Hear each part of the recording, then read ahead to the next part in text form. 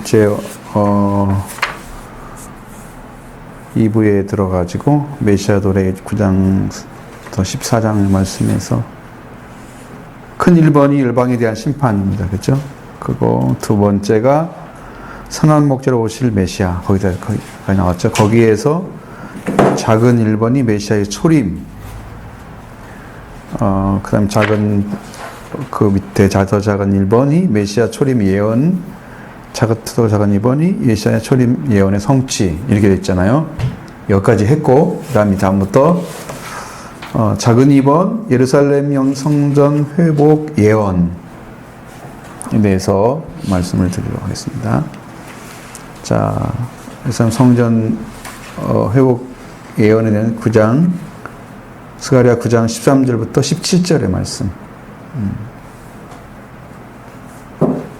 글을 먼저 읽어야 되겠죠? 이거부터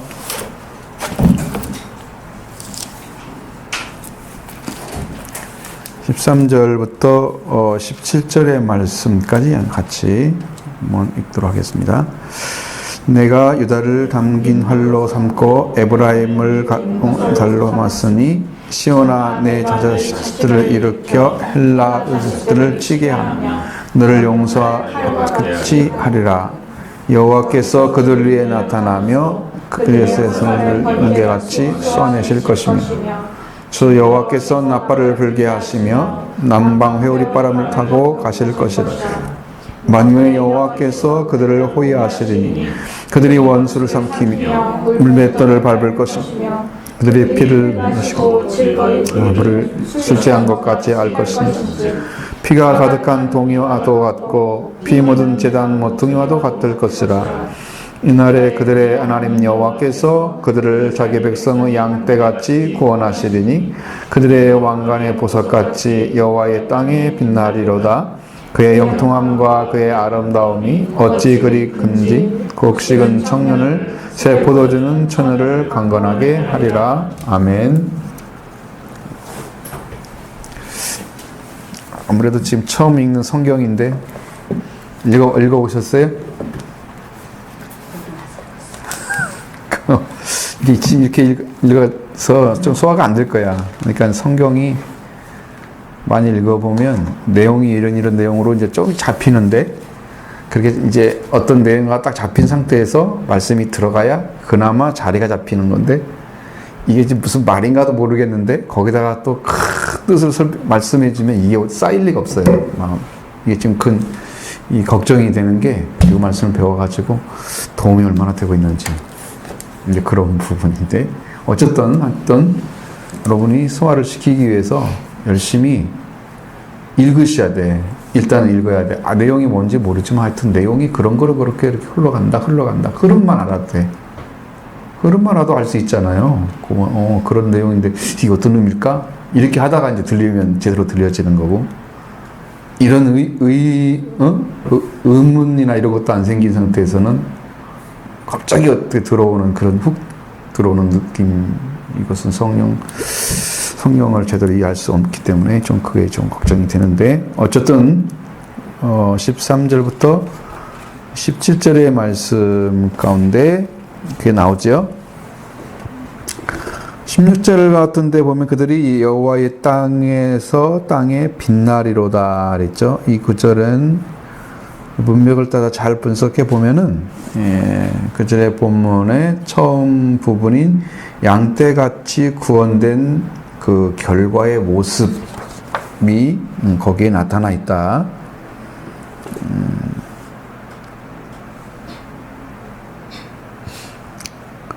이렇게 말씀하시고요. 그 다음에 17절에 백성들이 하나님으로부터 받은 축복의 내용을 상징적으로 표현한 거다. 17절의 말씀은. 그리고 특히 이제 왕관이라는 표현이 있잖아요. 왕관의 보석. 16절에. 이 단어는, 이 개념대에서는 이렇게 보는 거죠. 언약 관계에서 함께 전쟁을 치른 자기 백성을 귀하게 보아서 높인 것이다. 왕관의 보석. 그러니까 여러분이 싸움을 싸웠을 때 거기에서 하나님께서 함께 하시는데 그 가운데 쓰임받는 자들 있잖아요. 이들을 향해서 왕관의 보석과 같다고 그렇게 말씀하시는 거죠. 그 17절에 그의 형통함에 대해서 많은 사람들은 이렇게 이제 학자들이 생각이 다르대요. 학자들은 어떤 사람은 하나님의 속성이다 라고 이해하는 사람이 있고, 어떤 사람들은 하나님 속성이 아니라 하나님 주시는 은사다, 선물이다, 형통함이 우리한테 주는 거다, 그렇게 말씀하시고 있는데, 이 형통함이나 아름다움을 각각 그 청년과 처녀에게 연결시키고 있잖아요. 그러면 그리고 곡식의 풍성함과 세포도주를 연결시켜서 그렇게 본다는 거죠. 그러면 결국 이 이스라엘 백성들이 하나님에 의해서 높여짐을 말하고 있는 거다. 하나님에 의해서 높여지는 것을 지금 이야기하려고 하는 거다. 그러니까 이게 굉장히 어렵죠. 그 자체가.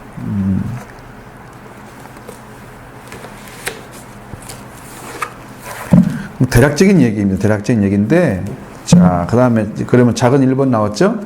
예루살렘 성전 회복 예언에 대한 말씀이, 나오잖아요. 첫 번째로. 거기 보면은, 13절에 중간에서 이제 좀, 받고 보면은 중간 구절 또 하반절까지, 보면은 시온아 내 자식들을 일으켜 헬라 자식을 치게 하며, 거기까지 중반절이죠. 그 말씀만 가지고 보면 하나님의 승리가 용사인 하나님의 임재, 그러니까 강림하심과 그 활동을 통해서 이루어질 것을 말하고 있다는 거예요. 용사를 일으킨다고 하는 것은 하나님의 활동이죠.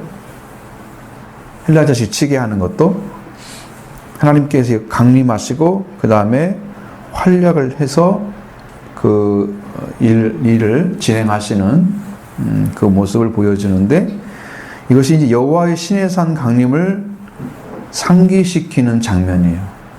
여러분, 시내산에 하나님께 내려오셨죠? 그럼 출애굽기 할 때 나왔잖아요. 거기에 하나님이 임재하시는 모습 나오죠. 그런 것과 같이 이 하나님께서 나타나셔서 그 하나님의 언약에 신실한 하신 그런 전능한 용사임을 보여주고 있다는 거예요. 말도 어렵죠? 잘 생각하셔야 돼요. 이 단어 하나하나가 굉장히 무게가 있는 단어란 말이에요. 이 말이. 하나님께서 이제 이 시내산에 내려오셨을 때 그가 주시는 말씀들이 있잖아요. 그 말씀이 엄청난 능력과 권능을 가지신 거예요. 그래서 이 말씀이 하나님의 내려오신 강림하심이 주는 그 권세나 능력이 그 하나님, 전능하신 하나님이, 신실하신 하나님이 용사임을 증거해 주고 있다. 그러면 이 말씀은 이렇게 해석을 해야 돼요. 여러분 성경을 통해서, 하나님을 통해서 말씀을 받으시죠? 받으신 그 말씀이 살아서 여러분을 능력 있고 권세 있게 만들어 준다 이 말이에요. 그래서 용사가 되는 거죠. 그걸 누가 일으켰어요? 여호와께서 일으켰어요. 쉽게 말하면 여러분들이 말씀을 받지 않고는 이 세상에서 여러분이 우리 이제 총을 통해서 나라를 지키고 있는 군인들이 총 이런 것들이 어디서 나오냐? 그게 힘이, 그 힘 자체가 총이 가지고 있기 때문에 나오는 거잖아요. 총을 만들었기 때문에 나온 거잖아요. 그런 권세가 있듯이 하나님의 말씀에 능력을 힘입은 자들만이 용사가 돼서 일으켜지고 싸워서 승리한다는 거죠.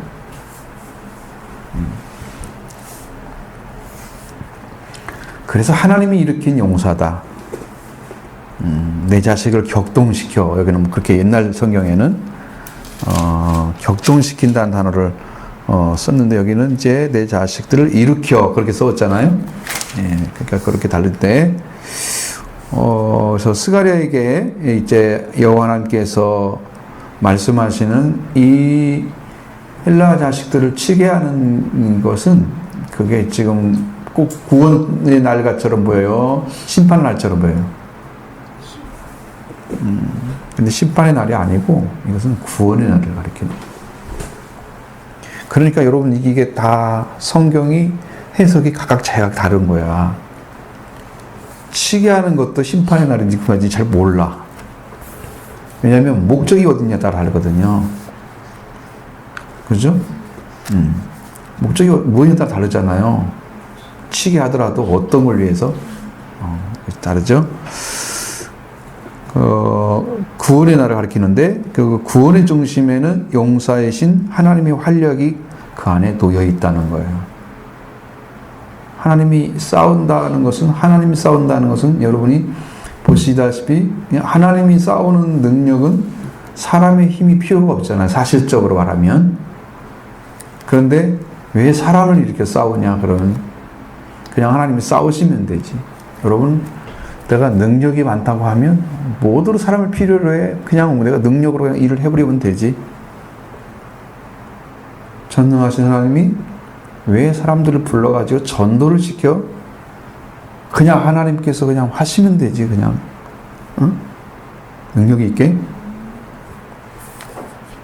그렇게 하지 않으시잖아요. 그렇게 안 하시는 거죠. 여러분들이 가장 잘 할 수 있는 내가 하나님께 소속되어서 하나님을 알고 하나님을 이해하고 받아들이고 인도받고 따라가는 그런 삶은 스스로 알아서 온 게 아니잖아요. 다 말씀 듣고 배우고 은혜를 통해서 알게 되고 믿어진 거잖아요. 그죠? 그러니까 우리 스스로 안에는 그런 것들이 없어요. 이거 어떻게 해야 돼? 받아야만 되는 거지. 위에서 주신 것만 가지고 싸울 수 있는 거지. 힘이 되는 거지. 우리는. 그러니까 하나님께서 그러한 일을 행하시도록 진행하시는 거죠. 그걸 갖다가 이제 용사라고, 하나님이 활동하시는 용사라고. 그러면 그 안에서 일하신 분은 하나님인데 나타나기는 누가 나타나요? 그 말씀을 받은 자들이 나타나죠. 그러니까 우리가 지금 하나님께 쓰임받고 있다는 의미는 지금 우리가 나타나고 있어요. 그러니까 한 사람이야, 뭐 목사님은 목사님, 아니면 뭐 여러분도 한 분 한 분이 용사처럼 나타나는데 여러분을 시켜서 일하게 하신 분이 하나님이셔. 그러면 나는 드러나는 것은 나지만 나타나는 건 하나님이어야 되는 거예요. 하나님이 용사같이 일을 하셔야 되는 거예요. 그런 차이를 아셔야 한다는 거죠. 그런 차이를. 그래서 하나님의 백성의 안전성과 승리는 어떤 차이가 있냐면 두루가 의지했던, 여러분 지혜롭다고 말씀드렸죠. 두루는 지혜롭고 그 말씀 나오죠. 그들을 지혜로운 것은 하나님이 없는 지혜를 가리켰어요. 그 당시에 말씀드렸죠. 하나님 없는 지혜. 그런 것이 아니고 용사이신 하나님 여호와가 이스라엘을 위해서 싸우는 데 있다는 거죠. 우리의 승리하는 방법은 하나님이 없는 두루같이 막 지혜로워서, 거기가 엄청 돈을 많이 벌어서 부자였던 곳이잖아요. 근데 하나님 없이 거기 뭘도 만들었어요? 요새도 만들고 어지간해서 들어가서 이길 수가 없는 그런 도성이었잖아요. 근데 하나님께서 그걸 원하지 않는 거죠. 그렇게 아름다운 성이지만 하나님은 그걸 내리치겠다고 약속하시단 말이죠. 근데 이스라엘 백성들의 승리는 어디 있느냐? 하나님 백성의 승리는, 안전성과 승리는 하나님이 없는 세상의 지혜를 가진 그 두루와 같은 것이 아니고 용사이신 여호와가 이스라엘을 위해서 싸우는 데 있는 거죠. 하나님이 싸워주지 않으면 우리는 승리가 없다. 지금도 여러분 예수 그리스도께서 여러분에서 기도해 주시고 여러분에서 성령께서 말할 수 없는 탄식으로 기도하시고 그렇게 해서 하나님이 일하시는 거잖아요. 그 가운데 여러분이 기도하는 내용은 굉장히 적은 거예요. 뭐 얼마나 기도하는지 잘 모르지만 어쨌든 간에 좀 적은 거예요. 하나님이 다 돕고 계시는 거예요, 지금. 일의 중심에 하나님이 계시는 거예요. 지금도. 자, 그러니까 하나님께서 자기 백성을 구원하고 빛나게 하신 16절의 말씀을 보면,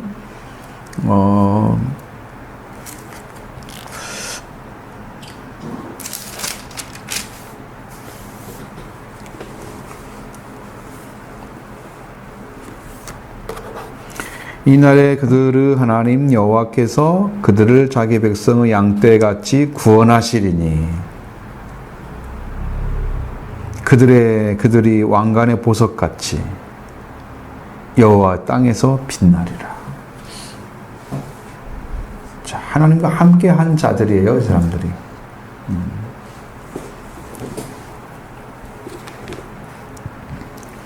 근데 예수 그리스도가 계시고 또 예수님을 통해서 구원받는 자들이 있잖아요.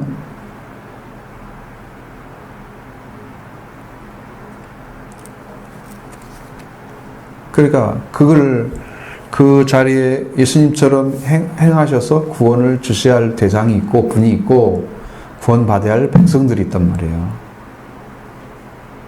양떼같이 끌고 갈 사람들이 필요하잖아요. 자기 백성들을 거기에 쓰임받는 사람들은.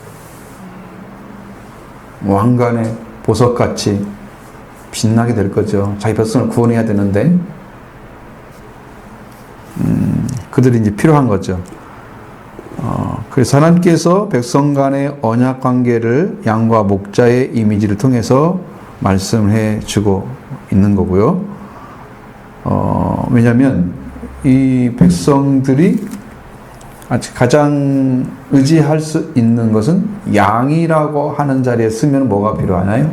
뭐가 존재해야 돼요? 목자가 반드시 있어야 하잖아요. 그러니까 그건 계약 관계나 마찬가지예요. 목자가 양을 떠나면 목자의 직무를 유기한 거지, 양이 목자를 의지하지 않으면 자기 생명 살릴 수 없잖아요. 지키지 못하죠. 그러니까 그 계약 관계야. 둘이 떨어지면 죽어. 둘 다 생존할 수가 없어. 그런 관계에 있는 거예요. 그래서 목자와 하나님과 백성의 관계는 그런 관계와 같다. 반드시 구원해 내야 돼요. 그래서 그것이 예수님께서 그렇게 해서 이 비유를 가져왔잖아요. 예수님이 선한 목자로, 그죠? 그 다음에 예수님을 따르는 자들을 그 양으로 그렇게 해서 우리에 들어가는 양과 다르게 말씀하셨죠. 그냥 담을 넘어가는 양과 이게 다르다고. 그리고 여기 차이점 이제 바로 그건데, 그리스도와 그분의 양 무리인 교회를 통해서 이루어질 거다. 이 일이 이루어질 거다. 그게 이제 그렇게 말씀하시고, 17절의 말씀에는 예루살렘의 회복으로 기쁨과 풍요로움이 넘치게 될 거다. 예루살렘이 회복을 해야 되는데, 회복하게 하시는데, 하나님께서 그때 회복이 이루어지면 기쁨과 풍요로움이 넘치게 된다는 거예요. 지금까지 빈 것은 뭐냐면, 왜 이게 잘 안 되냐 그러면, 우리가 하나님이 우리 안에 계시고 우리가 하나님 관계 안에서 풍성을 누려야 되는데, 이 죄인이 된 사람이 하나님이 안 계시잖아요. 심령 안에 삶 안에 하나님이 안 계시죠. 그러니까 우리가 다 빈 가슴이 된 거지. 그러니까 하나님이 없는 사람들이 하나님 대신에 채우기 때문에 부자가 되는 거예요. 근데 하나님이 우리의 주인이 되시면 우리는 심령이 가난한 자가 돼요. 하나님 우리 주인이니까. 그래서 천국은 심령이 가난한 자에게 주신다고 약속을 하신 거예요. 그게 믿어지면 여러분이 지금 천국을 얻은 거예요. 아멘. 응? 실제야, 실제. 실제거든요. 그러니까 영적으로 여러분이 서야 할 자리가 분명해지기 때문에, 성령을 통해서 말씀하신 자리가 세워지기 때문에 이제 이 말씀을 통해서 그렇게 이제 회복의 역사를 이루어 가시고자 하는데, 회복이 이루어져서 완전하게 이루어지면 기쁨과 풍요로움이 이제 채워지게 되는 거야. 지금까지 잃어버렸던 하나님 관계에서 그 만남을 통해서 오는 기쁨이 계속 있는 거야. 영적으로. 그러니까 하나님 만나면 기쁘잖아요. 그것도 같아요. 지금도 기쁨을 주시는 것은 하나님 우리와 함께 만나주고 계시는 거예요. 만남은 기쁨을 주는 거예요. 우리 하나님 관계가 완전해졌으면, 회복됐으면 평화가 오는 거예요.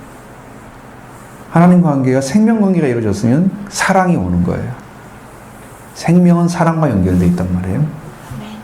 근데 지금 그렇게 관계 안에 들어와서 살고 있는 그러한 사람들은 기쁨과 풍요로움이 넘치게 되어 있단 말이에요. 영으로. 그래서 이제 하나님의 군대가 승리한 결과가 약속의 땅에서 누리는 축복과 평화의 번영이 청년과 처녀 그리고 곡식과 새 포도주를 통해서 말씀해주고 있단 말이에요. 하나님 함께하면 어떤 일이 벌어질까? 함께 군대로 말하면 승리한 군대들은 그 결과로 약속의 땅에서 들어가서 누리겠죠. 왜? 우리가 잃어버린 건 땅을 잃어버린 거예요. 여러분이 살 걸 잃어버렸잖아요. 온유한 자는 땅을 기업으로 얻는다고 그랬지만, 땅을 잃어버린 자들은 영원히 명벌을 받는 거고요. 땅을 얻는 자들이 하나님 왕국에 들어가는 자들이에요. 땅을 기업으로 받아야 돼요. 영적인 땅이에요.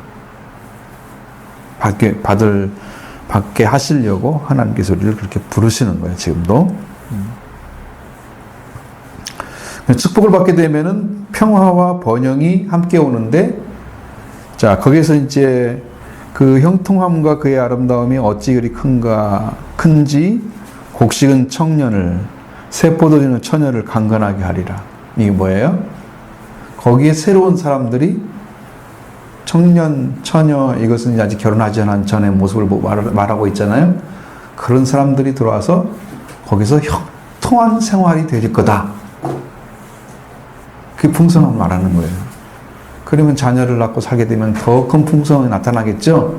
그것이 이제 암시되어 있는 거란 말이야. 이 안에. 하나님 들어오셔서 이렇게 하실 거다. 그럼 우리가 할 일이 뭐냐?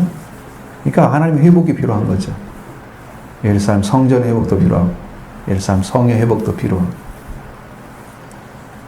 여러분이 영적으로 하나님 관계에 성전이 지어지는 거 하나 있어야 되고요. 여러분을 보호해 주시고 인도해 주시고 안에서 안전장치를 만들어 놓으신 그 하나님의 성이, 예루살렘 성이 여러분의 재건되어 있어야 돼요. 그래서 하나님께서 끝까지 여러분을 붙드시면 영적으로 회복된 삶을 살겠죠.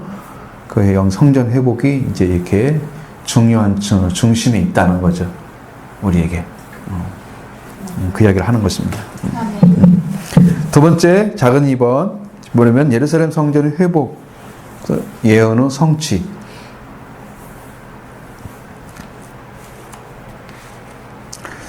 자, 주전 223년에 알렉산드 대왕이 이제 그리스 헬라 제국의 대왕이 죽었어요.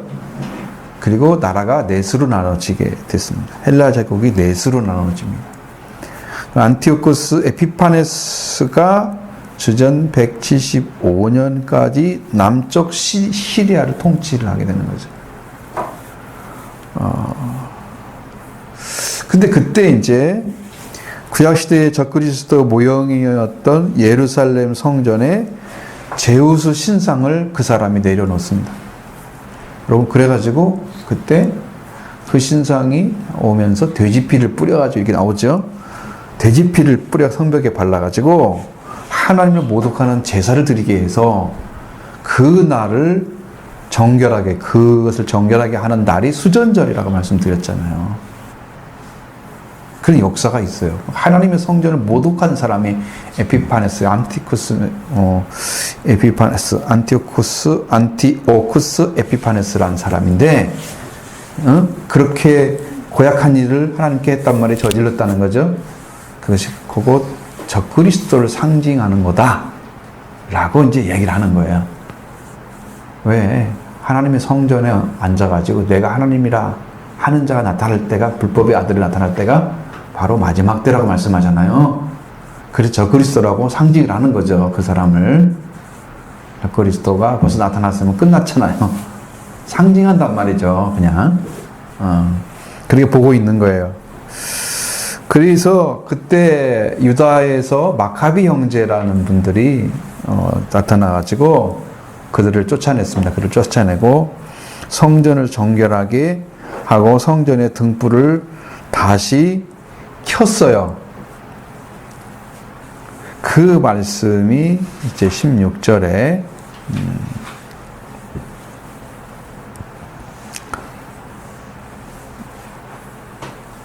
그래서 수전절은 이제 요한복음 20장, 10장, 22절에 나오는 말씀이에요. 요한 10장 22절에. 그러니까 우리가 지금 그런 전례들이 있잖아요. 수전절에 대한 이야기만 잠깐 나오죠. 그냥 그렇지 수전절의 이야기를 끄집어내는 건 아니에요. 단 그런 날이 있었다는 것은 역사적으로 증명되어 있기 때문에 이것은 확실한 것입니다. 그러니까 그렇게 더럽히고 추하게 만들었던 성전을 다시 회복을 했잖아요. 그런데 이제 뭐 헬라 제국에 의해서 그렇게 더럽혀졌지만 다시 이제 로마가 이스라엘 다시 이제 피압박국적으로 이스라엘 당하고 있잖아요. 그렇게 다 피압박 민족이 돼서 그러한 상태에 있었을 때 성전이 온전하게 하나님 드려졌을까? 그러니까 이제 그렇게 하다가 결국은 이제 이두메 출신이었던 이제 헤롯이 세워지자 로마에 의해서 헤롯 대왕이 나타나기 시작하고 그러면서 거기에 성전을 세우기 시작하는 거예요. 근데 성전이 재건이 아니고 성전에 대한 아주 빛나는 대리석이나 아주 아름다운 것들을 포장하는 거죠. 거기를 인테리어를 아주 세련되게 해버리는 거야. 성전이 인테리어가 필요한 게 아니잖아요. 사람들은 자기들을 도와준다고 생각하도록 만들기 위해서 하는 정책인데, 그래야 백성들이 말을 잘 들어야 왕이 편안해서 자기 통치가 원만해야 위에서 자기 인정해 줄 거 아니야? 로마 황제가? 그러니까 그런 정책을 쓰는 건데 사람들은 거기에 현혹되어 있다 이 말이죠. 예수님이 제절까지 현혹되어 있잖아요. 보십시오. 저 돌들이 얼마나 아름다운지 이야기를 하잖아요. 돌 위에 돌 하나 남지 않고 다 무너뜨릴 것이다. 그 성전은 그게 성전의 완성이 아니고 그 성전이 그것이 회복이 아니다는 걸 지금 얘기하는 거예요. 지금 말씀드리는 것은 왜냐하면 이건 신앙의 회복으로 들어가야 됐지 성전 건물의 회복으로 들어가면 안 된단 말이에요. 그래서 예수님이 건물의 회복이 아니고 성전의 회복을 이루시는 거예요. 진짜 성전 하나님의, 그래서 그걸 교회라고 이제 신약적으로 교회라고 세우신 거고, 내 교회를 이 반석 위에 세울 것이니, 이렇게 해서 죽음을 이긴 자들이 서 있는 자리가 반석이에요. 음부의 권세에 이길 수가 없는 그 자리가 반석이에요. 이 위에 세워져서 완전한 교회가 영적으로 부름받은 하나님의 백성들, 하나님의 자녀들이 그 위에 서지게 되면 그 교회가 되는 거죠. 하나님은 그 교회를 세우겠다고 하는 거야. 그래서 그 교회가 사실적으로 성전의 완성인 거죠. 여러분들이 성전의 완성인 거예요. 왜냐하면 우리 성령께서 우리 안에 성전 삼고 계시잖아요. 그래서 너희가 하나님의 성전인 걸 알지 못하느냐? 내가 그렇게 중요한 존재, 하나님이 거하시는 그렇게 중요한 존재가 됐단 말이에요. 그럼 여러분이 복받은 거죠. 원래는 우리를 살리기 위해서 필요했던 거야, 성전이. 하나님께 집중하도록 하기 위해서 필요했던 거야, 이제 처음에는. 왜? 그래야지 이스라엘 백성들이 그 어떤 힘을 하나님께로 받아서 그 나라가 유지될 수 있고 하나님을 의지하는 그 백성들의 삶이 계속될 수 있기 때문에 제사가 필요했고 이걸 다 이렇게 모집할 수밖에 없는 거죠. 야, 예배 끝났어. 그러면 예배가 끝난 지금 그 신약 시대에는 이제 옛날처럼 제사를 안 드리잖아요. 절기도 안 지키잖아요. 지금처럼 이스라엘 사람들이 믿었다고 생각해봐요. 할 일이 없잖아요. 뭘 중심으로 모이겠어요. 그죠? 그러니까 율법이라는 존재는 그게 하나님께 가는 길이다. 하나님 중심으로 살아야 된다. 이걸 전부 가르쳐주고 그 말씀을 집중하도록 만들었던 그런 일을 하게 한 거지. 그래서 필요하겠다는 것이고, 이제는 신약의 성도들은 이스라엘이라는 나라를 중심으로 한 종교에 이게 뭉쳐져 있는 종교심에 의해서 이스라엘 민족을 중심으로 한 어떤 하나님의 역사가 이제는 세계를 중심으로 퍼졌기 때문에 제사 중심이 아니고 이제는 그리스도의 피를 통해서 영 중심으로 이제 예배가 바뀌는 거죠.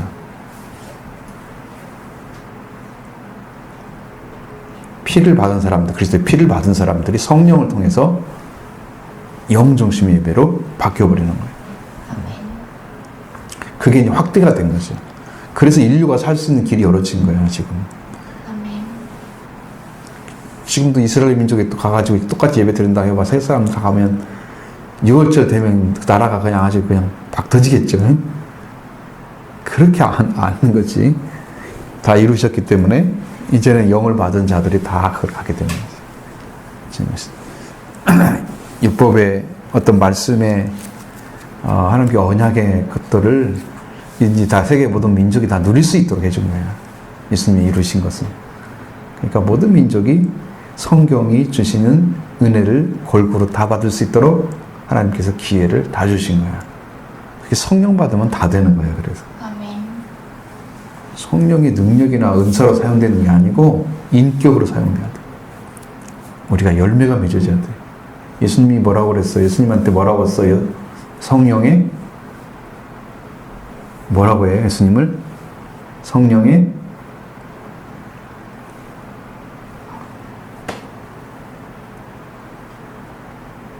그걸 모르다니. 그렇게 많이 들었던 내용일 텐데. 예수님 성령의 첫 열매. 그렇게 많이 들었던 얘기일 텐데 그 말을 못 들었나? 입에서 다 안 나온단 말이야. 성령의 첫 열매가 되셔서 우리가 성령의 첫 열매를 받아야. 그래서 우리가 다 장자가 되는 거야.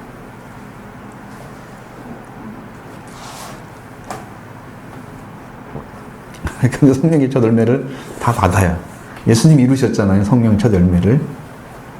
성령의 첫 열매를 받은 우리도 서로 단식하며 양자될 것. 그쵸? 우리가 서로 막 고통하고 있다고 말씀하고 있잖아요. 그걸 찾기 위해서. 그러니까 성령의 첫 열매라고 하신 예수님. 자, 그래 오늘 우리는 이제 예수님을 통해서 교회가 이렇게 이루어졌어요. 그러니까 우리는 어떤 교회를 만들어야 되냐? 예수를 중심으로 한, 머리로 한, 예수님에서 통치되어지고, 예수님이,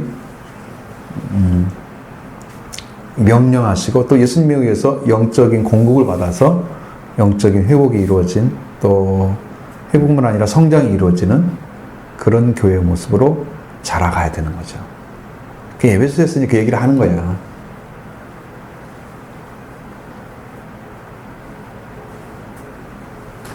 골자만점 얘기해주네. 이렇게 쭉 뽑아가지고 여러분이 아실 수 있도록 이렇게 중심된 내용만 지금 이야기를 하는 거죠. 자, 그 다음에 이제 넘어가셔서 본문 묵상을 위한 질문 하겠습니다. 1번, 작은 1번이죠. 2번을 향한 하나님의 심판의 모습은 어떠한가? 자, 1절로 8절의 말씀이 들어가 있어요. 그것이.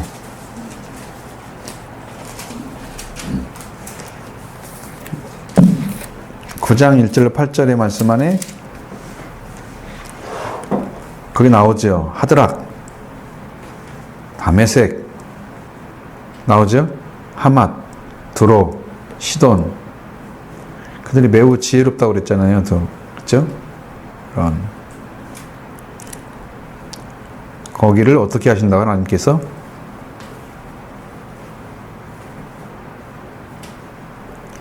주께서 그를 정복하신다고 그랬죠. 그의 권세를 바다에 쳐 넣는다고 그랬죠.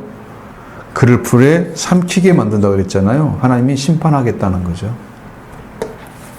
그들에 대한 심판을 지금 이야기하고 있어요. 이방인을 향한 하나님의 심판을 지금 말씀하는 거예요.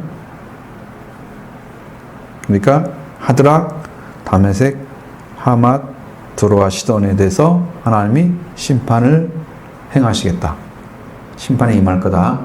그러니까 이제 예언이니까 행하실 거다라는 것을 말씀합니다. 그래서 주께서 그를 정복하시며 그의 권세를 바다에 쳐넣으시니 그가 불에 삼켜질지라. 거기도 아스글론, 그 다음에 뒤쪽에는 아스글론, 가사, 에그론, 아스도데도 뭐가 임한다? 거기도 하나님의 심판이 임할 거라고 말씀하고 있죠.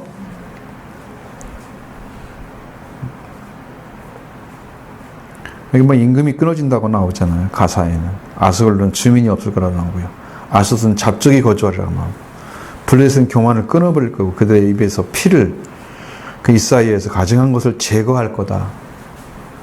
그러니까 전부 하나님의 심판 안에 다 들어있어요. 세계가.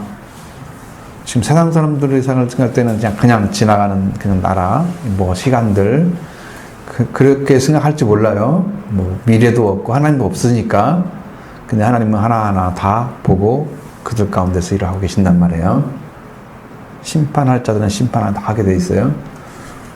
그럼 하나님이 여러분에게 이제 반대로 내가 물어볼게요. 하나님이 이런 범죄를 심판하신다고 하면 거꾸로 그 범죄를 하지 않도록 할 수는 없을까요?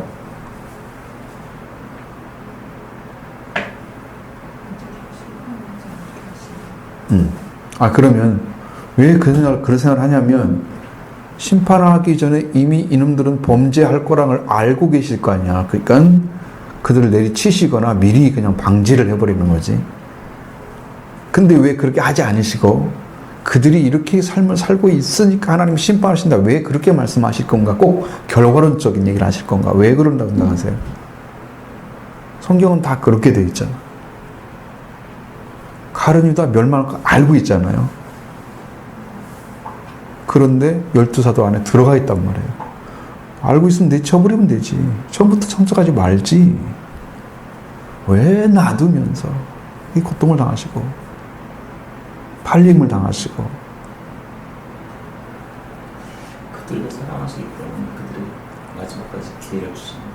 제일 중요한 부분이 하나님의 주권에 의해서 그들을 한 사람 한 사람 다 치리하시고 계시는 거예요.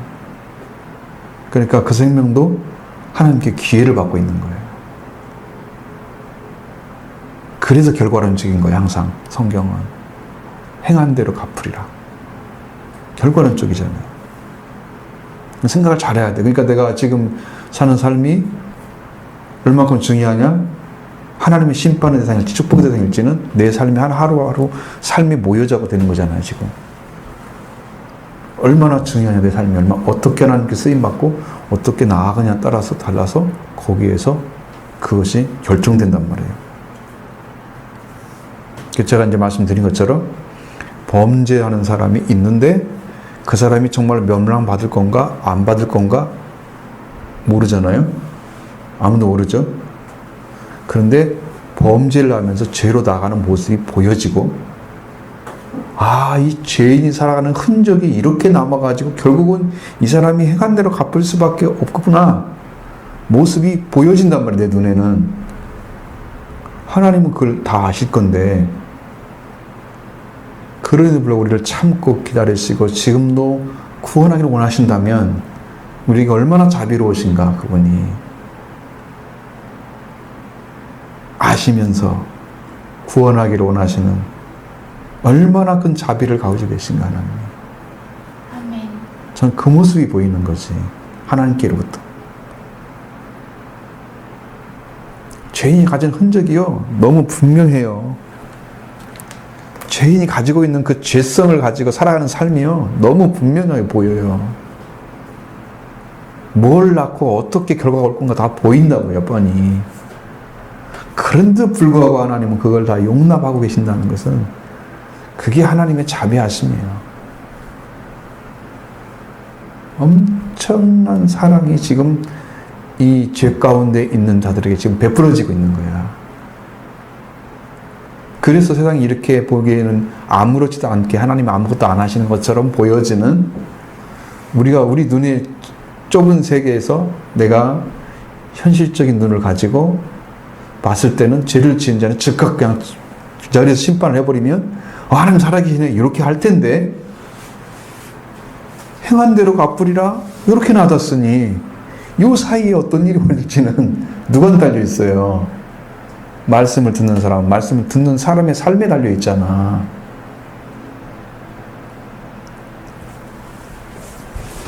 이 모습을 잘 보셔야 된다. 하나님이 얼마나 자비롭게 널리 사랑하고 계시는지. 그래서 너무 추울 것 같아서 하나라도 꺼야지. 조금 낫죠? 들죠? 어떻든 하나님의 심판에 대한 이야기 드린 거예요. 분명한 것은 우리가 어떻게 살아야 되는가에 대한 문제. 자, 두 번째 작은 2번. 2번입니다. 장차 오실 메시아의 모습이다. 어떤 일을 행하시는 왕인가? 9절부터 15절의 말씀. 자, 거기에 9절에서는 에레미야 23장 5절을 인용해서 거기에 하나님이 뭘로 나타나시는가? 그렇죠. 공의로우신 왕으로 나타나고 있습니다.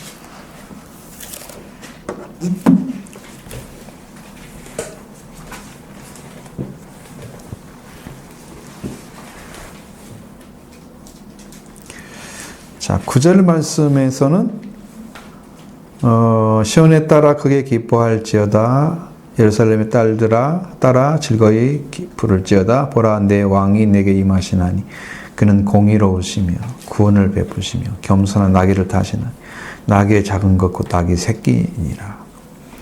자, 에레미야 23장 5절에 여호와의 말씀이니라. 보라, 때가 이르르니 내가 다윗에게 의로운 가지를 일으킬 것이라. 그가 왕이 되어 지혜롭게 다스리며 세상에서 정의와 공의를 행할 것이며. 다스린다 그랬죠. 세상을. 왕이죠. 그런데 정의와 공의를 갖고 행한다고 그랬잖아요. 그러니까 공의의 왕, 정의의 왕이시죠. 메시아의 모습이 장차에 오실 모습인데, 이런 모습인데 오시는 모습은 어땠어요? 그냥 초라하게 보여지는 나귀 새끼를 타고 들어 예루살렘 왕인데, 상징적으로는 그게 도성이잖아요. 하나님의 도성. 보여지는 도성이잖아요. 예루살렘 들었다는 것은 엄청난 하나님이 처음부터 예언되어졌던 말씀 것처럼 하나님의 이름을 드시려고 한 도성이잖아요. 그곳에 왔으니까, 그 왕이 왔으니까 그분이 엄청난 환영을 받고 아주 기쁜 당당한 그런 왕의 모습으로 들어가셔야 되는데, 공의와 정의를 행하시는 분이시긴 하지만 모습은 그는 구원을 베푸시고 겸손해서 나귀를 타시고 공의로우시긴 하지만 그런 모습으로 간단 말이에요. 그러니까 어떤 사람에게도 위협적이지 않아. 메시아는 죄를 대속해 줄 수 있어.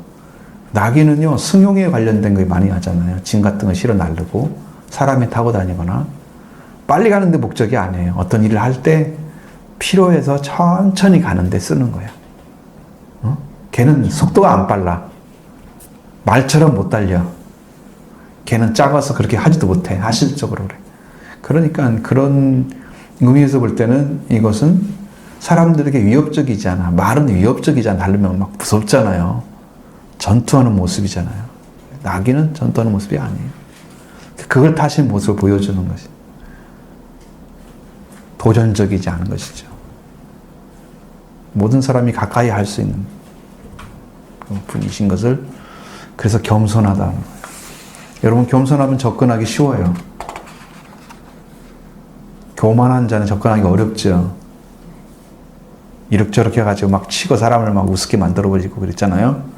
겸손한 사람은 사람들이 잘 받아들이잖아요. 그 자기가 설 자리를 잘 서 있고, 그러니까 그 사람에 의해서 위협당하진 않아. 무섭지 않아.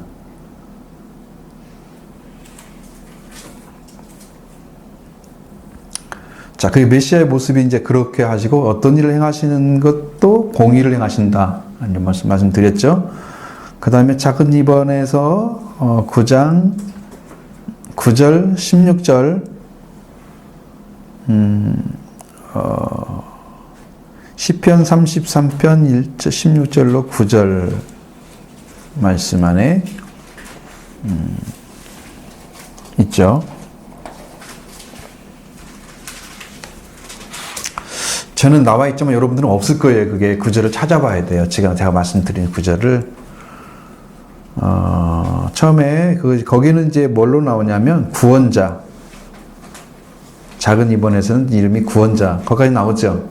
여러분도 구원자 나타나는데 9절 말씀을 보시면 구원의 시온에 따라 앞에서 말씀드린 것처럼 크게 기뻐할지어다. 예루살렘에 따라 즐거이 부를지어다. 보라, 내 왕이 내게 임하시나니 그는 공의로우시며 구원을 베푸시며 겸손하여서 나귀를 타시나니 나귀의 작은 것 곧 나귀 새끼니라. 자, 16절에는 이날에 그들이 하나님 여호와께서 그들을 자기 백성의 양떼같이 구원하시리니 그들이 왕관의 보석같이 여호와의 땅에서 빛나리라.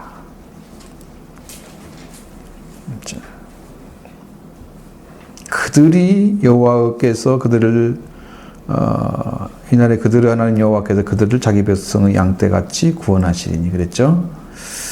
자, 이 구원 하시는 그 가운데 쓰임 받는 자들이 왕관의 보석까지 빛나게 된다는 거예요. 양떼를 데려왔을 때.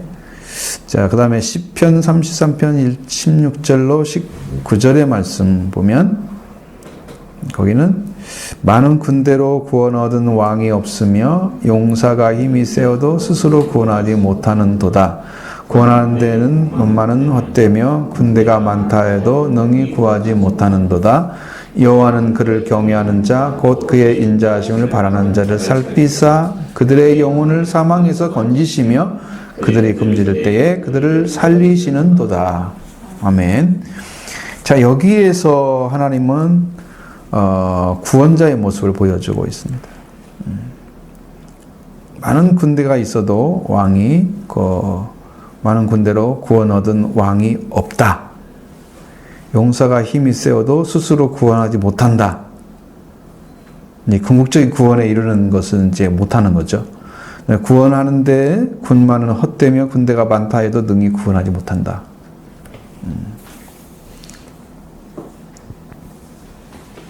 하나님께서는 뭐 어떤 사람을 구원하시느냐? 그러면 구원자가 되시느냐? 경외하는 자, 그를 경외하는 자. 그 인자하심을 바라는 자. 그러니까 하나님이 뭐 행하신 대로 행하시지 나는 나로 살고 이렇게 따로 떨어져 있는 게 아니고 그의 인자하심을 바라는 거죠. 여러분 마음속에서. 그런 사람들을 구원하신단 말이에요. 하나님 나를 긍휼히 좀 여겨주세요. 이렇게 마음을 가진 사람들 있잖아요. 그러니까 하나님과 아무 관계없이는 그걸 바라지 않겠죠. 그걸 바라보고 있어야 돼요. 하나님께. 어제 읽으면서 시편 105편 4절인가? 그 말씀에 거기 나오더라고. 여호와와 그 능력을 구할지어다. 너는 그의 얼굴을 항상 구할지어다. 그 말씀이 있는데 제가 마음에 왔잖아요. 그게. 그럼 우리는 하나님을 구하는 거예요. 심령 안에서. 그 다음에 그의 능력을 구하는 거죠. 또 여호와의 얼굴을 구하는 거예요. 항상 구하는 거예요. 그 관계가 맺어져 있으면 그 말씀이 항상 그렇게 하고 있어요. 내가 그 삶을 살아주고 있어요. 내 안에 그 말씀이 있으면은 일하시겠죠? 왜? 하나님 말씀으로 일하시잖아요. 말씀이 막 타오르게 하시봐요. 그게 말씀으로 이루어지죠. 그래서 그 경유하는 자, 그를 경유하는 자, 그리고 그 인자하심 바라는 자를 살피시고 그의 영혼을 사망에서 건지시고 굶주릴 때 그를 살리시는 일을 하신다. 이런 이제 하나님 역사 가운데 있는 거예요. 이런 것이. 그래서 영혼을 사망에서 건지신 모습보다 더 강한 사람이 없잖아요. 여러분, 육신이 죽어서 썩었는데 살렸어. 대단한 거잖아요. 근데 그건 또 죽어. 살려도 왜? 육신은 늙게 돼 있잖아. 안 늙는 걸 구해야지, 영혼을. 죽지 않는 걸 구해야지. 그래서 영혼을 구하는 게 최고의 구함이잖아요. 아멘. 근데 영혼이 지금 사망에 들어가 있어. 하나님이 없다 그 말이에요. 하나님이 있어야 생명이 있는 거고 하나님이 없으니까 생명이 없는 거야. 그래서 사망에 들어가 있어. 하나님과 끊어진 거야. 그 영혼이. 그 영혼을 영혼이 살도록 구원해낸다면 사망에서 이건 최고의 축복을 받은 거잖아요. 영이. 하나님은 그런 구원자란 말이에요. 다시 멸망할 걸 구원한 게 아니고 영혼이 멸망받을 것을 영혼이 멸망받지 않도록 구원하는 게 진짜 구원인 거예요. 아멘. 육신의 문제를 아무리 열심히 해결해봤자 이 땅에서 그거 죽으면 또 사라지는 것들, 죽으면 또 생기는 문제들, 뭐 국선들 계속 그 문제를 겪을 것이 아니에요. 그러니까 뭐 이 땅의 구원이라는 건 존재할 수가 없는 거지. 육신이 있는 한 문제는 항상 있을 건데, 그러니까 이게 여기는 정답이 없어. 왜? 타락한 인간이 정답을 가지고 있을 수가 없는 거지. 구원자를 만났을 때만 정답이 있는 거지. 아멘. 그러니까 거기에서 안 찾고 딴 데 찾는 건 안 돼. 그래서 영혼을 구원함이 성경에서 믿음의 결국은 영혼을 구원합니다. 그게 작은 게 아니야. 그리고 서문학교회 같은 축복을 보면은 서문학교회는 이기는 자에게 둘째 사망을 해를 받지 않을 것이다. 죽음을 이기는 게 얼마나 큰 축복인지를 말해줘. 요한계시록 보시면 나와요. 요한계시록 쭉 뒤쪽에 19, 20장 쭉 넘어가면은 사망을 이기는 게 얼마나 큰 축복인가 또 나와요. 그걸 보면서 막 저는 진저리가 쳐지는가 막 몸이 막 비틀려. 아, 이렇게 사망을 이기는 게 중요한데 예수님이 그걸 이겼다는 걸 가지려고 하는 사람들이 적다 말이야. 또 죽는 것을 위해서 필요한 것 주는 것은 좋아하는데 육신을 위해서 죽지 않는 걸 위해서 영원히 살게 하는 것은 별로 관심이 없어. 땅에지 보고 먹고 뭐 하시면서 잘 살다가 지옥 가면 뭐 할 거예요? 영원히 망하는데. 얼마나 우리 눈이 좁아요. 현실만 볼 수 있는 육신의 눈을 가지고 있잖아요. 내가 이룬 말은 영이요 생명이니 육은 무익하니라. 예수님 그렇게 말씀하시는데 너는 뭘 믿고 있느냐 이 말이야 지금. 영혼이 지금 살아야 되잖아. 영혼이. 아멘. 응? 우리 육신을 가지고 생명이라고 말하지 않잖아요. 우리는 목숨이라고 얘기하지. 영이요 생명이다 그런 것은 영혼을 살리기 위한 말씀이란 말이죠. 영도 영혼을 위해서 필요한 거지. 육신이 이거 없어질 건데 이거 영이 왜 필요하고 우리 몸이 사는 게 아니고 예수님의 몸으로 사는 거니까 우리가 앞으로 살면, 그러니까 우리 몸은 중에 한 증시 역할을 못하지 이 땅에 사는 역할만 해주는 거지. 어쨌든 사망에서 건져내는 것 중요하죠. 그 일을 하시고 그들을 굶주릴 때 그들을 살리시는 일을 하세요. 여러분 배가 고플 때 살려주는 거 굉장히 힘든 과정을 넘어가게 하는 거잖아요. 우리가 밥 한 끼 누가 어떤 사람이 정말로 힘든 상황에서 밥 한 끼 해결해 준 것을 잊어버리지 못하고 두고두고 기억하면서 그 사람 그네 갚으러 다니는 사람이 있어요. 그렇게 중요한 시기에 내가 누구 하나 안 쳐다보는데 그 사람이 와가지고 나 이렇게 사줬다고 그러면서 안 잊어버리고 자기가 잘 때면 내가 반드시 갚아야지 이렇게 생각하는 사람이 있어요. 먹는 거 하나를 가지고도 사람들을 살릴 수가 있단 말이에요. 근데 굶주리는 자에게 줬다고 생각해 보면 이건 대단한 일을 하고 있는 거야. 하나님의 영도 마찬가지예요.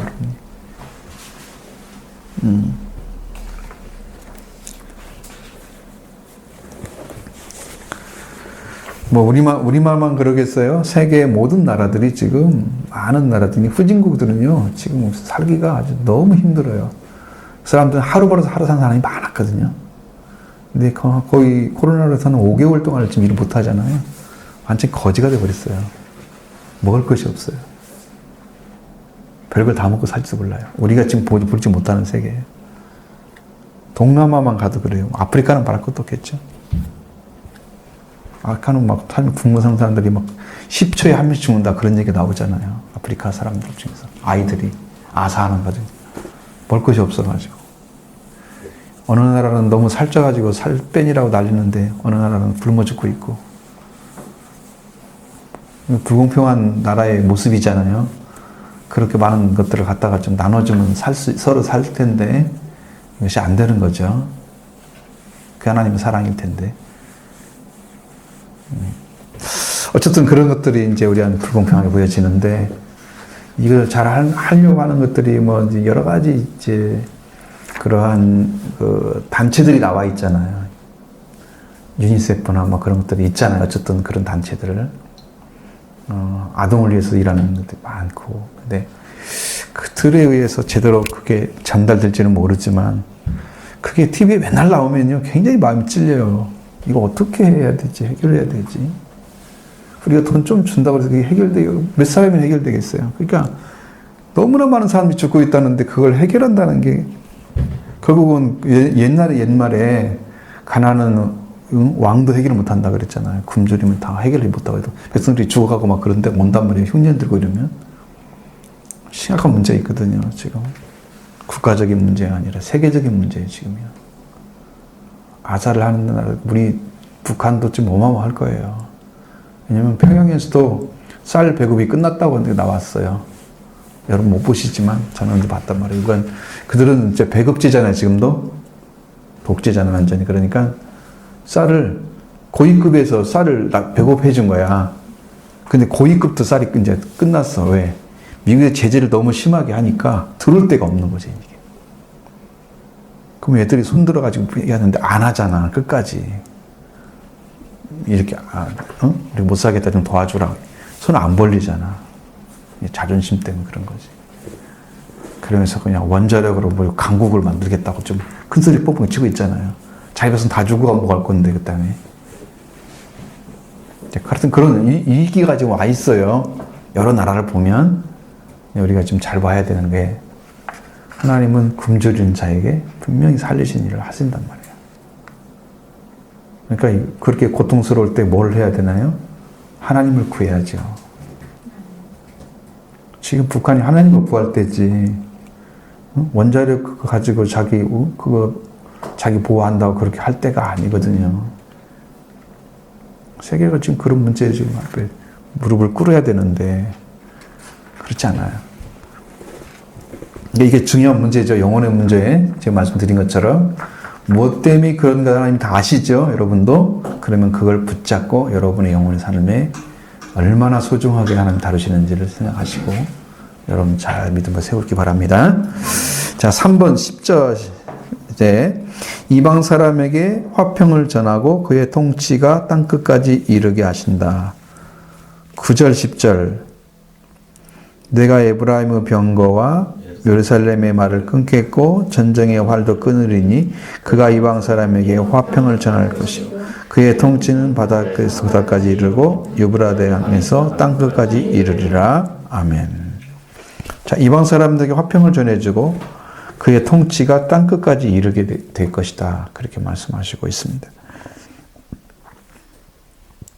에브라임 병거는 여기 나오는 게 아니잖아요. 지금 갑자기 나오는 거잖아요. 스가랴 시대에 그 에브라임의 병거가 왜 나와요? 예전에 에브라임이 이스라엘이라는 나라로 있을 때 에브라임이 아주 큰 지파였어요. 그래서 이 사마리아 이전에 이스라엘을 대표할 때 이스라엘이란 말에 다른 이름으로 쓰면 에브라임이라고 썼단 말이야. 땅을 크게 차지하고 있으니까. 근데 에브라임이 병거를 끊는다고 하는 것은 전쟁을 끊는다는 거잖아요. 전쟁을 끝내버린다는 거잖아요. 그리고 예루살렘의 말을 끊겠다고 하는 것은 이 말도 여러분 말도 뛰어갈 때 뒤에 힘줄이 끊어지면 못 뛰잖아요. 그래서 말 잡아가지고 이게 못 쓰게 만들려면 침줄만 끊어버리면 되는 거야. 아무 손 안 써도 돼. 그거 하나만 써도 되는 말을 힘을 못 쓰니까 의미가 없는 거야. 말이 있어봤자. 그러니까 말을 끊어버린다. 이건 다 지금 화평을 위한 거잖아요. 평화를 위해서. 전쟁의 활도 끊어버리고 이방 사람에게 화평을 전할 것이다. 네. 사람들이 가지고 있는 위협이나 이런 것들은 실제로 보여질 때 사람들에게는 굉장한 위협을 가질 수 있는 부분인데, 이런 것들을 하나님은 실제적인 것을 가지고 보이지 않는 면을 지금 이야기하고 있는 거잖아요. 에브라임의 병거, 어마어마한 나라에 군사가 있는 것처럼 좀 생각할 수 있잖아요. 그런 것들을 병거를 갖다가 이제 예루살렘의 말까지 다 끊어버리겠다. 그러고 이제 그렇게 하시면 이제는 전쟁을 못하게 해서 평화를 가져오게 하겠다는 거예요. 전쟁 못하게 하겠다는 거죠. 전쟁하는 활도 끊어버린다. 무기잖아, 이것은요. 뭐 병거 타고 가가지고 그냥 서 있으면 이겨요? 못 이기잖아. 활이 있어야 하잖아. 칼이 있어야 되고. 그죠? 응? 당시에는. 그러니까 활을 끊는다는 것은 그 무기를 없애버린다는 거잖아. 그러니 마병도 없지, 무기도 없지, 어떻게 싸워요? 싸울 게 없지, 이제. 못 싸우니까 화평을 전할 거다. 이제 그렇게 되시는 거지. 그건 누가 하세요, 그걸? 내가 그랬잖아요. 하나님께서 하신다는 거죠. 그의 이방 사람에게 화평을 전할 것이요. 왜? 우리로부터 이제 더 이상 전쟁은 없다는 거죠. 지금 예루살렘 안에 있는 것들이잖아요, 대개. 여기 보면 에브라임, 예루살렘, 그 안에 있는 싸움이잖아요. 그들이 가지고 있는 거. 그 나라의 안에 있는 것들이 무기가 아니고 이제는 평화를 가지고 갈 거다. 너희들에게. 전쟁이 아니고 평화를 가져갈 거다. 평화를 전해줄 거다. 그럼 어디부터 나와야 돼? 하나님이 다스리는 그 나라부터 나와야지. 그래서 에브라임 병거와 예루살렘 말을 끊고 화살도 끊으린다. 그리고 그 통치는 바다에서 바다 끝까지.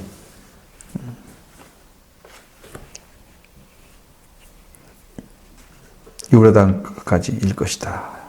유브라데 강에서 땅 끝까지 이르리라. 어디 시작했으면 땅 끝까지 오면 다시 유브라데 강으로 오겠죠. 바다에서 바다면 바다 시작하는데도 뭐 돌아오면 바다가 또 원래 자리로 오겠죠. 한 바퀴 돌아서. 모든 바다, 모든 땅을 하나님께서 통치하실 거다. 그래서 하나님의 통치는 지금도 온 세계가 하나님 통치의 구간이에요. 지금도 그렇게 하고 있어요. 그걸 지난번도 말씀드렸죠. 그걸 믿어주지 않으면 우리는 하나님을 안 믿는 거다. 하나님이 일한다는 의미를 여러분이 인정하지 않는 하나님 믿지 않는 거다. 내가 보이는 거, 내가 느껴지는 거, 내가 생각되는 것만 믿고 나머지는 하나님이 뭐 안 하실 건가? 나는 모르니까 나는 하나님 그거 하신지 몰라. 모른다고는 할 수 있지만 하나님이 안 하신다는 자기가 말할 수 있는 게 아니야. 왜? 내가 몰라도 하나님 하고 계시고 내가 알아도 하고 계셔. 그러니까 나에 의해서 결정되는 게 아니야. 나는 구원의 대상일 뿐이야, 하나님께 대해서는. 그러니까 우리는 성경대로 하나님 지금도 통치하고 계신다는 걸 믿어야 된단 말이죠. 그게 믿음인 거예요. 그래야 여러분 세상 돌아가는 삶 속에서 하나님 인도하심을 받고 세상에 돌아가는 어떤 걸 통해서도 하나님은 어떤 걸 원하시네? 코로나를 보내줬으면 예를 들어서 하나님 뭘 원하시네? 이 징조를 알 수 있어야 되는 건데 하나님 인도하심으로 만약에 보지 않는다고 하면 그게 읽어질 수가 없지. 그럼 불신의 세계지. 그러면 이것은 정복할 대상이야? 라고 지금 가끔 지금 하고 있잖아요. 그래, 그게 맞는데 왜? 지금까지 그렇게 해왔잖아, 인류가. 근데 이보다 더 많은 것들이 막 섞여가지고 코로나하고 뭐가 합쳐져가지고 옛날에 메르스가 합쳐져가지고 이렇게 더 복잡해지고 막 하면 이것은 막을 수가 없는 거지 막. 그러면 이제 이거 하나님의 재앙인 거죠. 이거 읽어내지 못하면 우리는 재앙을 막을 수가 없는 거죠. 하나님께 돌아오는 자, 하나님께 피하는 자만 복이 있잖아요. 그 복을 받아야 되는 거지. 응? 우리가 할 일은 그거예요. 자, 4번 11, 13 이사야 61장 1절 회복자 치유자. 이것이 상당히 길게 가네. 그래도 충분히 할 수 있겠어요. 시간 안에 할 수 있을 것 같아요. 자, 9장 11절, 12, 13절. 또 너로 내 언약의 피로 말미암아 내가 내 갇힌 자들을 물 없는 구덩이에서 놓았나니 갇혀 있으나 소망을 품은 자들아 너희는 요새로 돌아올지니라. 내가 너를 또 너희는으라. 내가 네게 갑절이나 갚을 것이라. 내가 이들을 당긴 활을 삼고 이브라임을 가까운 화살로 삼았으니 시온아 네 자식들을 일으켜 헬라 자식들을 치게 하며 너를 용사의 칼과 같게 하리라. 아멘. 자, 이 말씀은 이제 회복자하고 치유자의 말씀이잖아요. 그럼 이제 언약의 피로 말미암아 내가 네게 네 갇힌 자들을 물 없는 구덩이에서 놓았나니. 옛날에 여기를 뭘 연상시켰어요? 요셉, 그렇죠? 요셉이 물 없는 구덩이에 빠졌다가 다시 놓아졌죠. 건져냈습니다. 언약의 피 때문에 그렇게 한다는 거죠. 언약의 피로 인해서 갇힌 너를 물 없는 구덩이에서 놓았나니. 이렇게 되는 것처럼 한다는. 갇혀 있으나 소망을 품으면 또 갇혀 있는 거죠. 근데 소망을 품은 자들이 있어요. 살기를 원하는 거예요. 노임받기를 원하는 거죠. 그들은 요새로 돌아올지니라. 다시는 침범할 수 없는 곳이 요새잖아요. 요새로 돌아올지니라. 하나님이 우리의 요새이시죠. 그리고 오늘도 이르노라. 내가 네게 갑절이나 갚을 것이라. 네 고생한 것을 다 더 큰 위로를 갚아주겠다. 위로를 갚아주겠다. 두 배하는 것은 이제 위로가 되는 거죠. 그렇게 해주시겠다 약속하시고, 또 내가 유다를 당긴 활로 삼고 에브라임을 가까운 에브라임을 끼운 사살로 삼았으니. 이건 실제적으로 삶을 하나님께서 그들을 통해서 이제 일을 하시는 거죠. 실제로 일을 하시는 거죠. 활로 삼거나 화살로 삼는 것은 하나님께서 그들을 사용하셔서 그들을 통해서 적을 무찔러 가지고 그게 심판이지만 구원의 역사를 이루시는 거죠. 그래서 시온에 산 내 자식들을 일으켜 헬라 자식들을 치게 하며 너를 용사의 칼과 같게 하리라. 용사가 칼같이 만들어진다고 하면 우리가 뭐가 되겠어요? 적을 치는 그 칼의 역할을 하겠죠. 심판자 역할을 하죠. 한쪽에는 심판이지만 좀 구원이에요. 자, 근데 이사야 61장 1절의 말씀. 자, 여기 또 하나의 말씀이 숨겨져 있는데, 주 여호와의 영이 내게 내리셨으니 이는 여호와께서 내게 기름을 부으사 가난한 자에게 아름다운 소식을 전하게 하려 하심이라. 나를 보내사 마음이 상한 자를 고치며 포로된 자에게 자유를, 갇힌 자에게 노임을 선포하며. 주의 은혜의 해와 그가 뺏었죠. 하여튼 2절은 빠졌어요. 3절까지 안 나온 것이고. 자, 여기에서도 하나님의 영이 내려오셨을 때 뭐가 이루어지냐 그러면 여기서도 앞에서 말씀드린 것 같이 회복과 치유가 일어나는 역사를 행하신다는 거죠.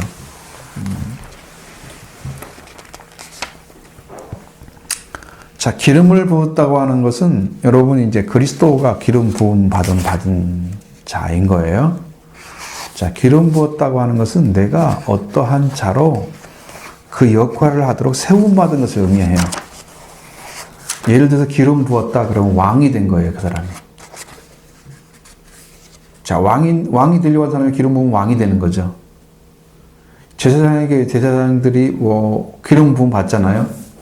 관유라고 말씀드렸죠. 관유로 기름 받죠. 거기도 이제 기름 부음 받게 되면 그 사람이 대제사장이 그 위임식을 통해 되는 거야. 그 자리가 세워지는 거야, 기름 부음이. 왕이 세워진다면 왕이 세워지고, 선지자가 기름 부으면 선지자가 세워지는 거예요. 사도가 세워지려면 사도의 기름 부음이 있으면 세워지는 거야. 그런 의미야. 기름 부음이라는 것은 세워진다는 의미야. 그 위치를 세운다는 뜻이야. 그리스도가 세워졌다 그러면 하나님께서 메시아로 이 땅에 구원할 자로 보내신 거죠. 이 세상을 구원하는 자로 그리스도가 세워진 거야. 자, 그러면 이제 가난한 자에게 아름다운 소식을 전해준 사람이 누구예요? 기름 부음을 받은 사람이죠. 뭘 가졌는, 그 기름 부음이 뭘 주었는가 알 수 있겠죠. 가난한 자에게 아름다운 소식을 전해줘.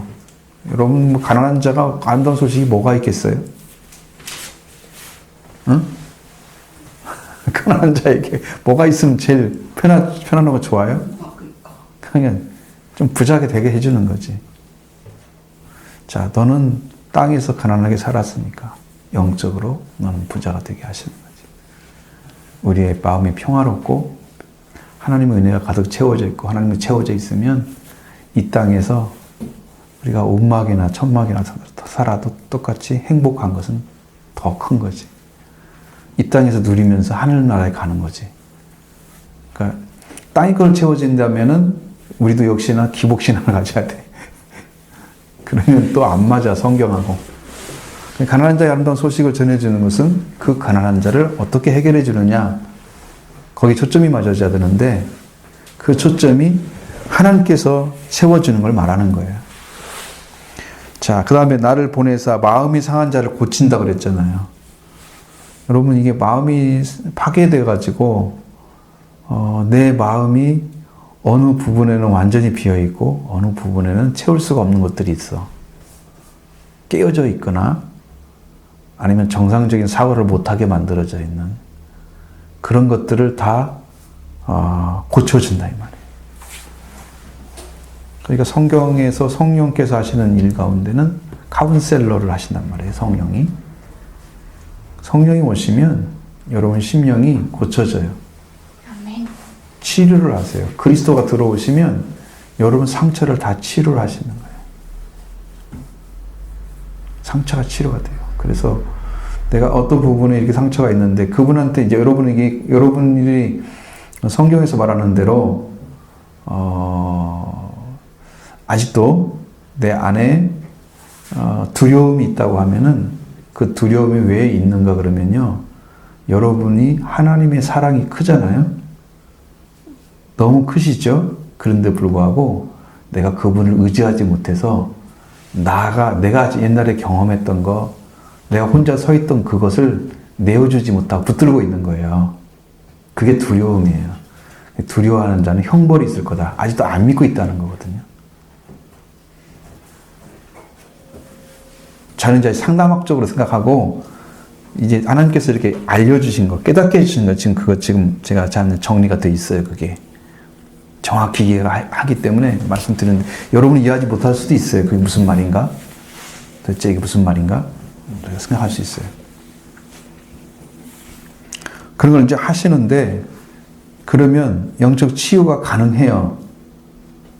그분이 오셔서 우리를 끝까지 만져주시고 우리 상처된 부분들을 하나님께 내어놓기만 하면, 여러분들이 내어놓기만 하면 하나님 나 정말 이것 때문에 아파요 라고 정말 드러내놓고 하면 치유가 돼요.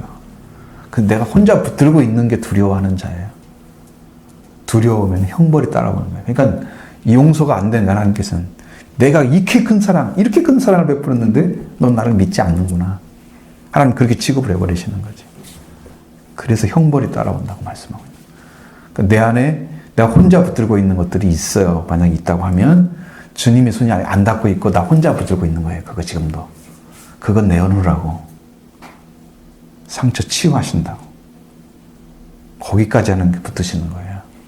그래서 내 속에 들어있는 상처까지 다 치료를 하세요. 그거 내어놓으시면 돼요. 주님은 아시잖아요. 주님 아시지요. 말씀드리면 되잖아요. 그리고 친밀해지면 주님이 다 이게 치료하신 게 나타날 거예요. 여러분 안에. 그리고 포로된 자에게 자유를 주시고 갇힌 자에게 노임을 선포하고 이런 들이 다 이 기름 부음 받은 자가 하는 거예요. 치유자, 회복하는 자 역할을 하죠. 그 다음에 5번째, 원수를 이기게 하신다. 14, 15절, 9장 14, 15절 보십니다. 여호와께서 그들 위에 나서 그들의 화살을 번개같이 쏘아내실 것이며 주 여호와께서 나팔을 불게 하시며 남방 회오리 바람을 타고 가실 것이라. 만군의 여호와께서 그들을 호위하시리니 그들의 눈수를 삼키며 맷들을 밟을 것이며 그들이 피를 마시고 즐거이 부르기를 술 취한 것 같이 한 것인즉 피가 웅덩이와도 동이와도 같고 피 묻은 재단 무퉁이와도 같을 것이라. 여기에 이제 원수를 이기게 하신다는 말씀하시죠. 원수를 이기게 하시는 거예요. 여호와께서 그들 위에 나타나셔서 일을 하시잖아요. 그들의 화살을 번개같이 쏘아내실 것이며 여호와께서 나팔을 불게 하시며 남방 회울밤을 타고 가실 거예요. 이건 지금 하나님께서 직접 일을 하시는 거예요. 그들을 공격을 하시는 거죠. 나타나셔서 화살을 막 쏘아대시잖아요. 번개같이. 이거 엄청 빠르죠. 여호와께서 나팔을 불게 하셔요. 왜? 싸움을 할 때 나팔을 불잖아요. 싸움 시작한다. 덤벼. 싸워라. 그리고 남방 회오리 바람처럼 바람이 빠르다는 의미를 지금 얘기하는 거예요. 회오리 바람이라는. 그렇게 그걸 타고 가시면서 일하신다. 하나님이 직접 일을 하시는 것을 얘기하는 거예요. 공격을 하시는 거죠. 그래서 만군의 여호와께서 그들을 호위하시리니. 그래서 그 원수를 삼키며 물맷돌을 밟을 것이며. 그러니까 원수를 삼킨다고 하는 자체가 이미 그들은 싸움의 대상이 아닌 거죠. 이미 이제 그들은 이미 진 자들이야.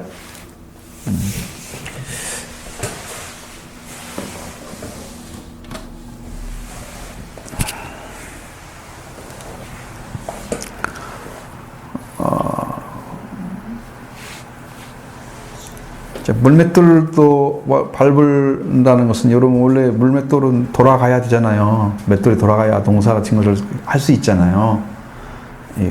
빻고 이렇게 할 수 있잖아. 그걸 찍고. 근데 아무것도 못하게 하시잖아. 그것도 완전히 깨뜨려 버리시는 거죠. 그들이 피를 마시고 즐거이 노래를 취한 것처럼 여러분 술 취한 사람이 술 마신 것처럼 피를 마신다는 것은 그들 스스로가 망한다는 의미입니다. 망하는 거잖아요. 자기들끼리 싸워서 피를 마시고 있는 모습 보여지죠? 자기들끼리 싸워 죽는 거잖아요. 그렇게 해서 하나님께서 끝까지 승리를 주겠다. 원수를 이기게 하시겠다. 이제 그런 약속입니다. 자, 작은 3번. 승리의 날에 이스라엘에 주실 축복은 무엇인가? 16, 17절 보겠습니다. 왕관의 보석처럼 여호와 이날에 그들의 하나님 여호와께서 그들을 자기 백성의 양떼같이 하시니 그들이 왕관의 보석같이 땅에서 빛나니라. 그가 형통함과 그의 아름다움이 어찌 그리 큰지 곡식은 청년을 새 포도주는 처녀를 강건하게 하리라. 아멘. 자, 왕관의 보석처럼 여호와의 땅에 빛나게 하시는 자들을 지금 말씀하셨잖아요. 앞에서도 말씀드렸죠. 그러니까 이것은 결국은 이제 싸움을 싸우는데 그 싸움을 싸우게 하는 자들 가운데 승리하게 하는 자들. 여러분 이제 이 양떼들이 있어요. 양떼들이 그러면 양떼를 이끌어갈 목자가 있어야 하잖아요. 그 목자의 역할을 하는 사람들이 싸우는 사람들이에요. 양떼는 못 싸워요. 양떼는 잘 보호를 해줘야 되지. 양떼들이 싸우는 존재가 아니잖아요.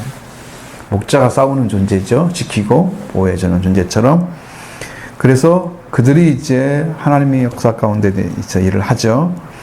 근데 이날에 그들의 하는 여호와께서 그들을 자기 백성 양떼같이 구원하시고 그들의 왕관같이 보석같이 땅에서 빛나게 할 것이다. 자, 그렇게 해서 그 은혜를 입은 사람들, 그래서 여호와로 말미암아 구원을 받은 사람들, 왕관에서 가장 귀한 것이 보석이 박힌 거잖아요. 그것이 상징적으로 왕관을 빛나게 하는 거잖아요. 그 아름다운 모습처럼 그렇게 세우게 되는 거. 왕관은 최고 통치자가 쓰는 거잖아요. 왕관이란 존재는 그냥 아무나 쓰는 게 아니죠. 그러니까 굉장히 귀한 존재로 여호와께서 취급해 주실 거다. 그의 형통함과 그의 아름다움이 어찌 그리 큰지 곡식은 청년을 그리고 포도주는 처녀를 강건하게 하리라. 자, 여러분 이제 평화롭거나 아니면 이 번영이 이루어지는 곳에서는 형통함이 있어요. 그건 하나님께서 그걸 보호해 주시기 때문에 이루어지는 일들이에요. 아멘. 여러분 처녀와 청년이 나타난다는 것은 거기가 지금 사람들이 많이 살아서 자녀들이 태어나고 잘했다는 뜻이잖아요. 그러니까 거기가 평화로운 곳이죠. 여호와의 형통함은 바로 거기서 나오는 거예요. 그는 의미를 지금 얘기하는 의미를 생각하셔야 돼요. 실제적으로 바라보지 마시고 의미가 그렇게 하나님께서 그렇게 형통하게 해주겠다.